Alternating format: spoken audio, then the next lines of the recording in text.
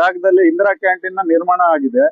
So ಆ ಕಾಮಗಾರಿ 3-4 ತಿಂಗಳಿಂದ ಮುಗಿದ್ರು ಸಹಿತ ಅದಕ್ಕೆ ಅಲ್ಲಿರ್ತಕ್ಕಂತ ಏನೋ ಒಂದು ವ್ಯವಸ್ಥೆ ಆಗಿರ್ಲಿ ಇಲ್ಲ.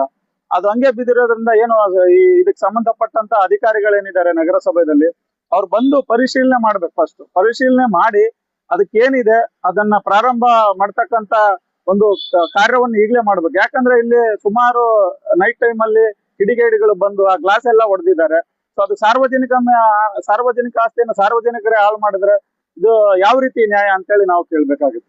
ಸೊ ಆ ರೀತಿ ಆ ಒಂದು ಪರಿಣಾಮವಾಗಿ ಅದು ಇವತ್ತು ನಾವೆಲ್ಲ ಏನು ಅನುಭವಿಸ್ತಾ ಇದ್ದೀವಿ.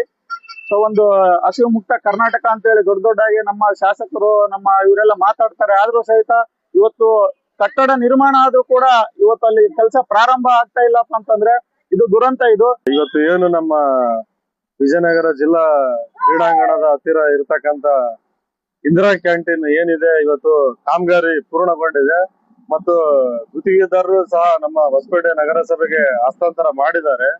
ಈ ಒಂದು ಕಾಮಗಾರಿ ಮುಕ್ತಾಯಗೊಂಡಿದೆ ಮತ್ತು ಏನು ನಮ್ಮ ನಗರಸಭೆ ಅಧಿಕಾರಿಗಳು ಸಂಬಂಧಪಟ್ಟ ಅಧಿಕಾರಿಗಳು ಈ ಒಂದು ಸ್ಥಳಕ್ಕೆ ಭೇಟಿ ನೀಡಿ ಇದು ಕೂಡಲೇ ಪ್ರಾರಂಭ ಮಾಡ್ತಕ್ಕಂತ ಯಾವುದೇ ರೀತಿಯ ಕ್ರಮ ವಹಿಸಿರುವುದಿಲ್ಲ. ಮತ್ತು ನಾವು ನೋಡಬಹುದು ಏನ್ ನಮ್ಮ ಕಾಲೇಜ್ ಗ್ರೌಂಡ್ ಸುತ್ತಮುತ್ತ ಬಹಳಷ್ಟು ಕಾಲೇಜ್ ಇದೆ ಮತ್ತು